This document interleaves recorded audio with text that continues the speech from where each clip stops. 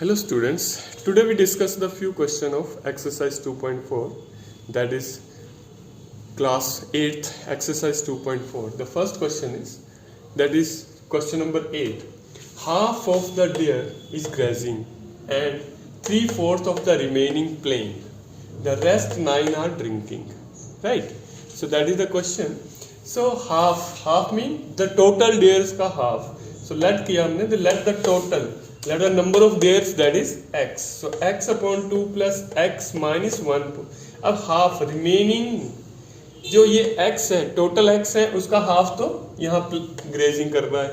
उसके बाद जो हाफ बच गया मीन इसका जो हाफ बच गया, अगर यहाँ पे 36 है तो 36 का हाफ क्या करेंगे 18. सो जो 18 आपके पास आए, इस 18 का 3/4 जो है, इस 18 का 3/4 क्या कर रहा है, दैट इज प्लेइंग. सो हमारे पास क्या है टोटल x. अगर हम 36 टोटल लेते हैं तो 18 का 3/4 आएगा ना, लेकिन अब हमारे पास क्या है x है टोटल, तो हम क्या करेंगे x का हाफ करेंगे. तो x minus 1/2 into x, that is the 3/4 of the remaining हो गया आपके पास. एंड द रेस्ट 9 ड्रिंकिंग, और जो बच गए 9 they are drinking. So x upon 2 plus x minus 1 upon x into 3 upon 4 plus 9 equal to total number of deer, that is x. So LCM लो इसका, that is become 2x minus x upon 2. So x upon 2 plus 1 upon 2x into 1 upon 3 plus 9. So ये दोनों multiply हो जाएंगे यहाँ पे. So it's become 3x upon 8. Take the LCM, LCM आ गया 8 आपके पास, तो ये बन गए 4x. ये 8 से डिवाइड हो गया, बच गया 1 से मल्टीप्लाई करेंगे 3x प्लस 8 से ये मल्टीप्लाई हो गया, इट्स कम 72. सो x इधर जाके मल्टीप्लाई करेंगे, ये बन जाएगा 8x, और 3x और 4x बन गए 7x. 8x को इधर शिफ्ट करेंगे और 72 को उधर शिफ्ट कर देंगे, तो ये बन गया -1x equal to -72. So it mean the total deer they have there, that is 72. Now we take the another one question, that is the question number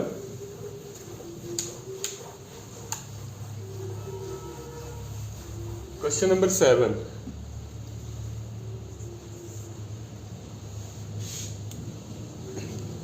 The person is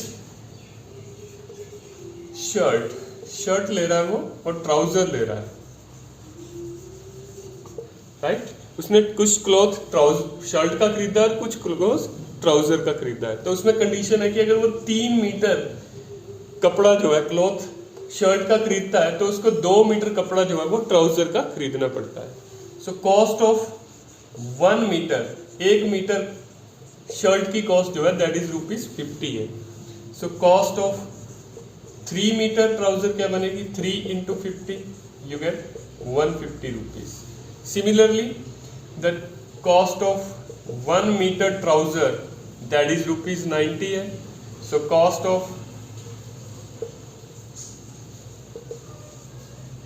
2 meter trouser mean 90 into 2, that is 180, right.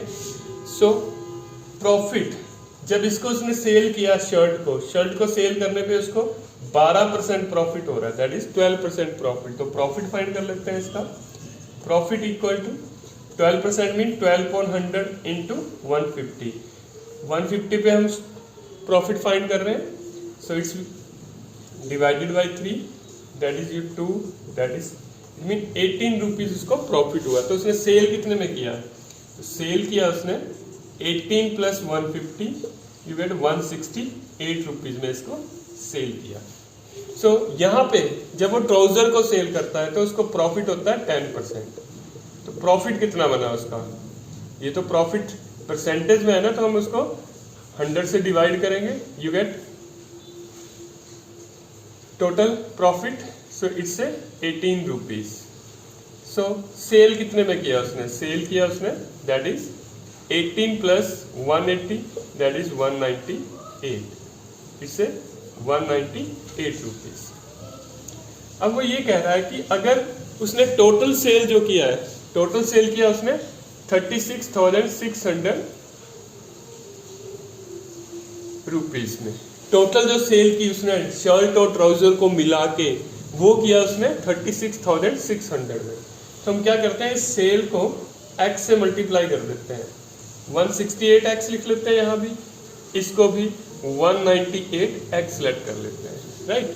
तो इन दोनों को ही cell किया था उसने, trouser और shirt को। तो trouser और शर्ट को मिला के कितने में सेल किया था, 36,600।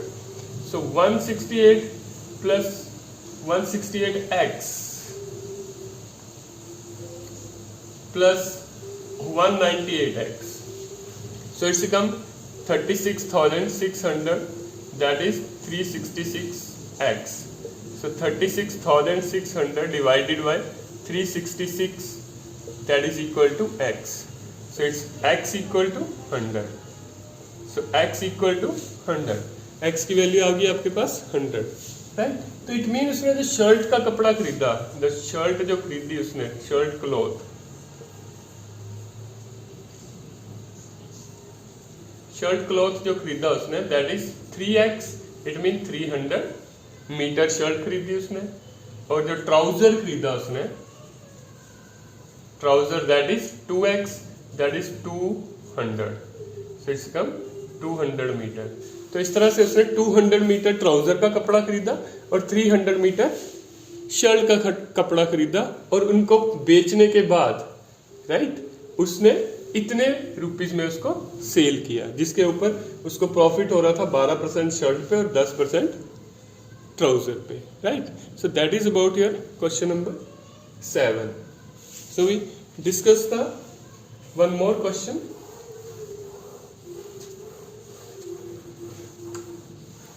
That is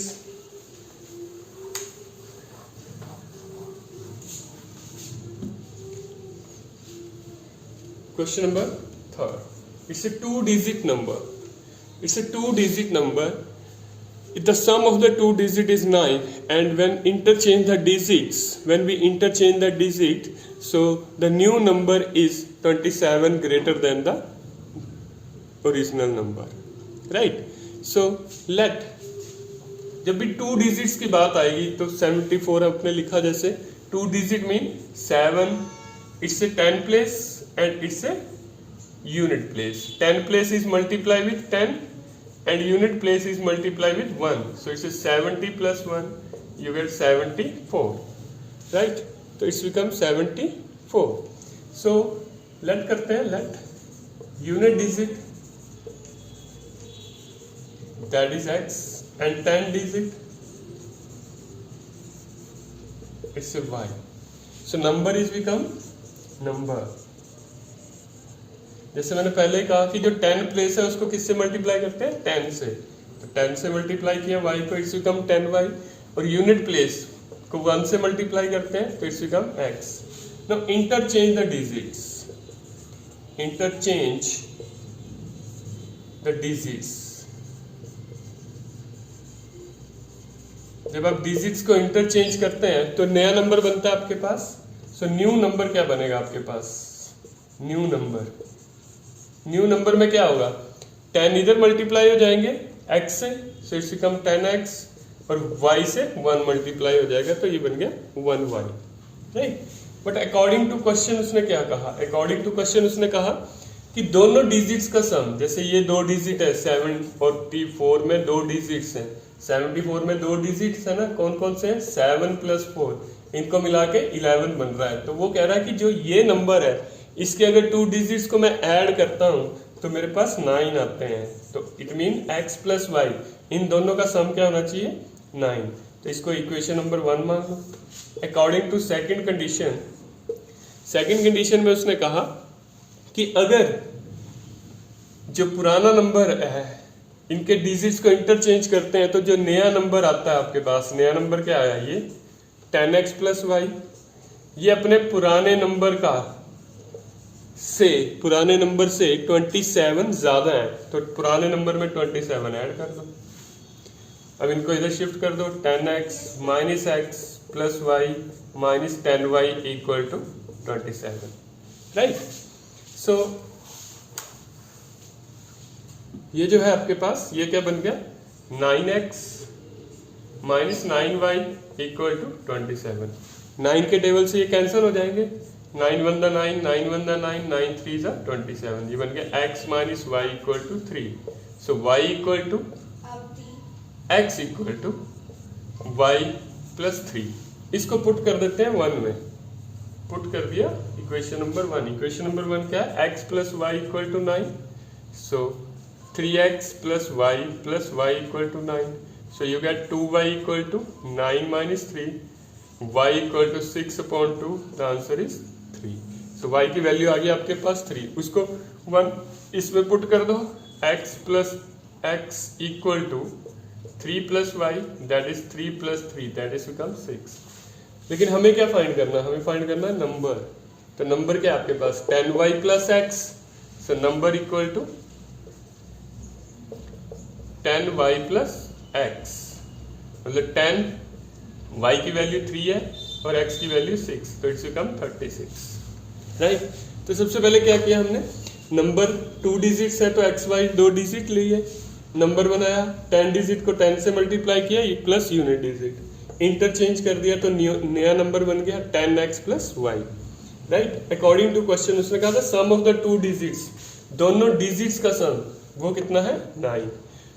लेकिन उसने ये कहा कि जब इंटरचेंज करते हैं डिजिट्स को तो जो नंबर बनता है वो 27 बड़ा है. किससे? पुराने वाले नंबर से. तो हमने नए नंबर को पुराने वाले नंबर के सामने रखा और पुराने वाले नंबर में ही 27 ऐड कर दिए. अब x और y को इधर शिफ्ट किया तो आपके पास आ गया 9x minus 9y equal to 27.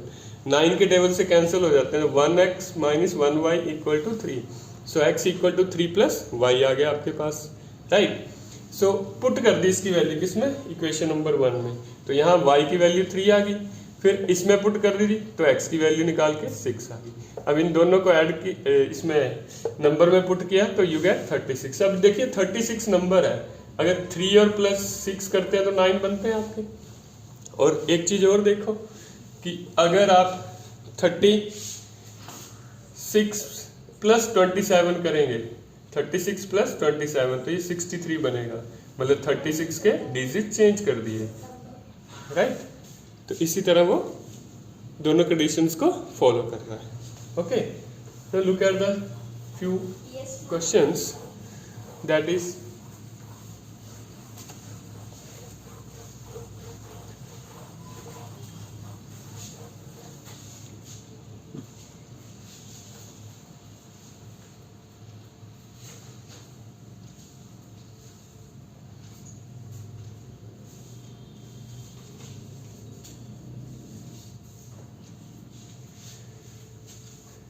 the question is that the grandfather is 10 times older than his granddaughter.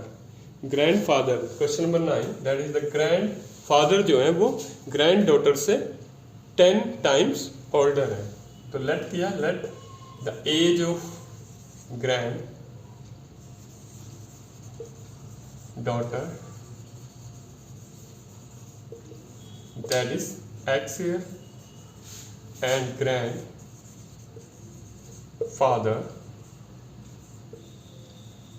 that is 10x.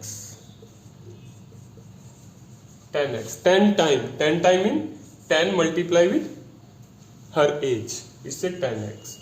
And एक और कंडीशन उसने यहाँ पे दी, जो ग्रैंडफादर है, ग्रैंडफादर वो 54 ईयर बड़े हैं. किससे? ग्रैंड डॉटर से. 54 ईयर बड़े हैं ग्रैंड डॉटर से. तो ये दोनों ही कंडीशन जो वहां बनानी थी यहाँ बन गई. ठीक है. तो इट मीन ये दोनों क्या होंगी? इक्वल. तो इनको इक्वल में रख दो. इनको इक्वल में रख दिया आपने. So 10x minus x equal to 54, 9x equal to 54, so x equal to 6. So it mean granddaughter की एज कितनी आ गई? 6 ईयर. एंड ग्रैंडफादर की एज, ठीक है, 10 into 6, that is 60 years. Right? That is 60 years. Okay, so that is about question number 9. Now we discuss another question.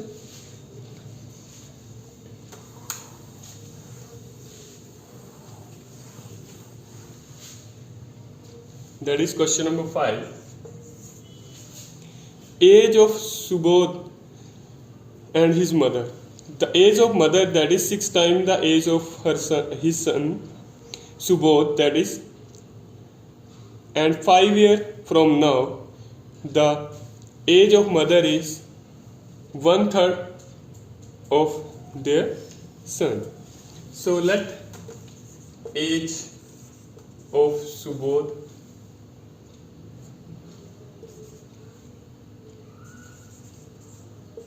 that is x here and age of mother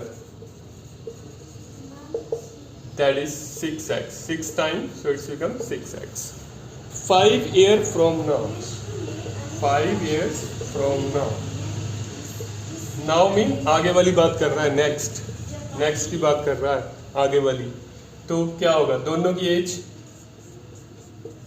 में 5 add कर दो. According to question दोनों की as में 5 add कर दो, right. ठीक है, लेकिन उसने यहाँ पे कहा कि 5 ईयर फ्रॉम नाउ जो मदर की एज है वो अपने उसके बेटे की एज जो है वो अपने उससे 1/3 रह जाती है. तो इसको 1/3 से मल्टीप्लाई कर दो प्रेजेंट एज को, राइट. उसकी जो मदर की प्रेजेंट एज है वो 1/3 रह जाती है. ठीक है, तो इसको इससे मल्टीप्लाई बन गए 2x. So x + 5 that is equal to 2x. x - 2x equal to -5 minus x equal to -5 x equal to 5. So x की वैल्यू आ गई 5. So present age of Subodh, age उसकी बेटे की एज के आ गई 5 years एंड मदर की age that is 6 × 5 you get 30 years, right. So that is about your exercise 2.4 and I hope you better understand in this way, right.